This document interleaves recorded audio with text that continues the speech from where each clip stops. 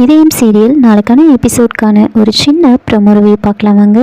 அதுக்கு முன்னாடி என்னுடைய சேனலை நீங்கள் சப்ஸ்கிரைப் பண்ணலைன்னா மறக்காமல் சப்ஸ்கிரைப் பண்ணிக்கோங்க. பக்கத்தில் இருக்கிற பெல் பட்டனையும் ப்ரெஸ் பண்ணிக்கோங்க.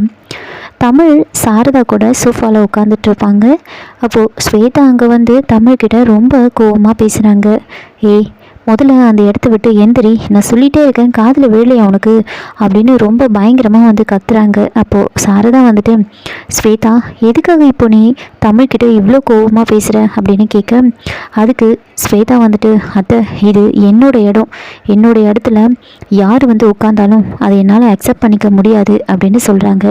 அப்போது சாரதா வந்துட்டு, அவள் சின்ன குழந்தை, அவகிட்ட பொறுமையாக சொன்னால் அவள் கேட்டுக்க மாட்டாளா அப்படின்னு சொல்ல, அத்தை நீங்கள் எதுவும் பேசாதீங்க, நான் ஏற்கனவே பயங்கர டென்ஷனில் இருக்கேன்.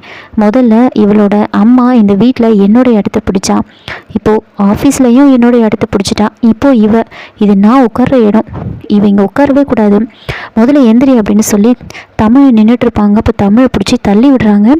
தள்ளி விட்டதுமே வந்துட்டு தமிழ் அப்படியே டேபிள் மேலே போய் விழுறாங்க. அப்போது சாரதா வந்துட்டு கோவப்பட்டு, ஸ்வேதா என்ன பண்ணுற நீ அப்படின்னு தமிழை பிடிச்சிட்டு ஸ்வேதாவை பல அண்ணன் வந்து அரைகிறாங்க.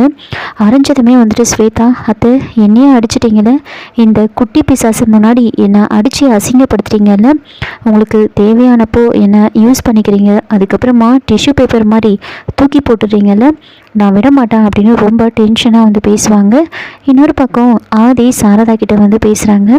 அப்போ சாரதா வந்துட்டு சொல்கிறாங்க, இது எல்லாருக்கும் இருக்கிற குழப்பம்தான்ப்பா, நம்ம பையனுக்கு நாம் சரியான ஒரு வாழ்க்கையை அமைச்சு கொடுத்துருக்கோமா, இல்லை ஏதாவது தப்பு பண்ணிட்டோமா அப்படின்ற குழப்பம்தான், நீ நினைக்கிற மாதிரி எதுவும் இல்லை அப்படின்னு ஆதியோட முகத்தை பார்க்காம பேசுகிறாங்க. அப்போது ஆதி வந்துட்டு, அம்மா இப்போ கூட உங்களால் என் முகத்தை பார்த்து பேச முடியல பார்த்தீங்களா, இந்த மாதிரி நான் உங்களை பார்த்ததே கிடையாதும்மா, நீங்கள் என்னோட அம்மா, எனக்கு முன்னாடி நீங்கள் எப்படி இருந்தீங்களோ அதே மாதிரி இப்போ இருக்கணும், நீங்கள் என்ன பண்ணியிருந்தாலும் சரி நான் உங்களை தப்பாக நினைக்க மாட்டேம்மா, உங்களை நான் ஒதுக்க மாட்டேன், எப்போவும் உங்கள் கூட தான் இருப்பேன், எனக்கு நீங்கள் வேணுமா அப்படின்னு ஆதி வந்துட்டு ரொம்ப எமோஷ்னலாக பேசுகிறாரு.